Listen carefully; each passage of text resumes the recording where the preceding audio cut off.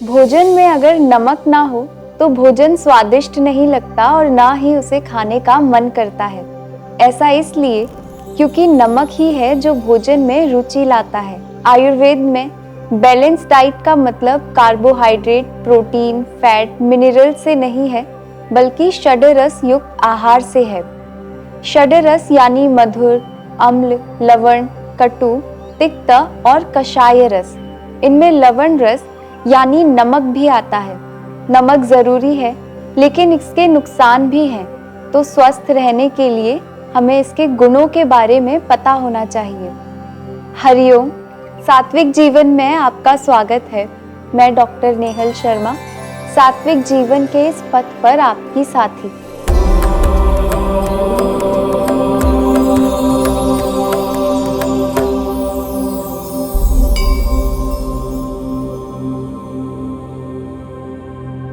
नमक भोजन का महत्वपूर्ण भाग है। नमक के भी बहुत से प्रकार होते हैं, जैसे काला नमक, समुद्र से निकलने वाला नमक यानी सी सॉल्ट, सेंधा नमक यानी रॉक सॉल्ट। इन सब के अपने कुछ विशेष गुण हैं, लेकिन सभी में एक बात सामान्य है, वो लवण रस या नमकीन स्वाद का होना।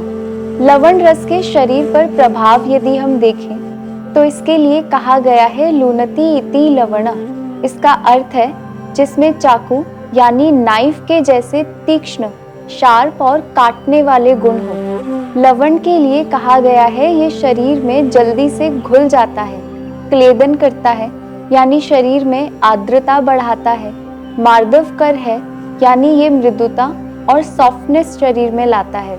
चरक संहिता में लवण के लिए कहा गया है लवणम अन्न द्रव्य रुचिकराणाम, यानी जो भोजन में रुचि लाता है। ये छेदन और भेदन का कार्य करता है, यानी तोड़ने का कार्य।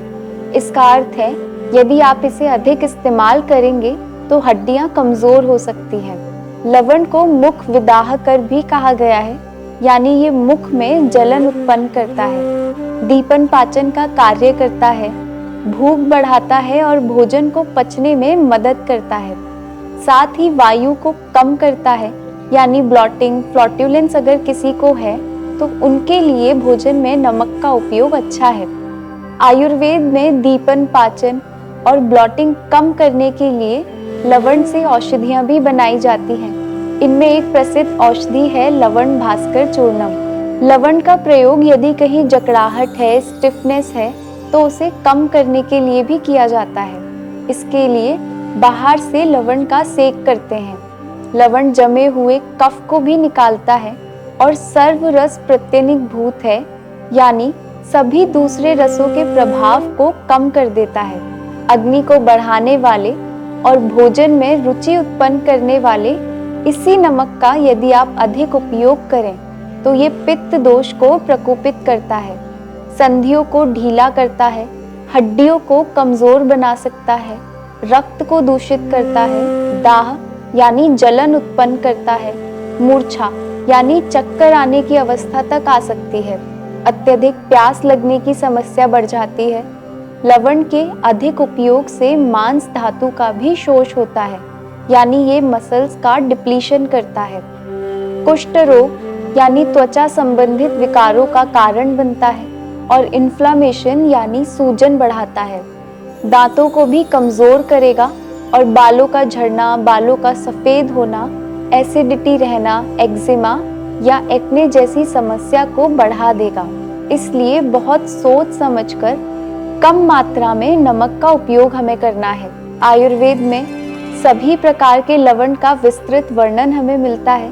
इनमें सेंधा नमक को सर्वश्रेष्ठ बताया गया है। समुद्र नमक, जिसे आज हम सामान्य रूप से उपयोग में लाते हैं, ये भी शरीर के लिए बहुत गुणकारी है। साथ ही इसे आयोडीन से फोर्टिफाइड किया जाता है, जिससे आयोडीन की कमी शरीर में ना हो, और आयोडीन की जितनी मात्रा आपको चाहिए वो केवल 1/4 से आधा छोटी चम्मच में पूरी हो जाती है।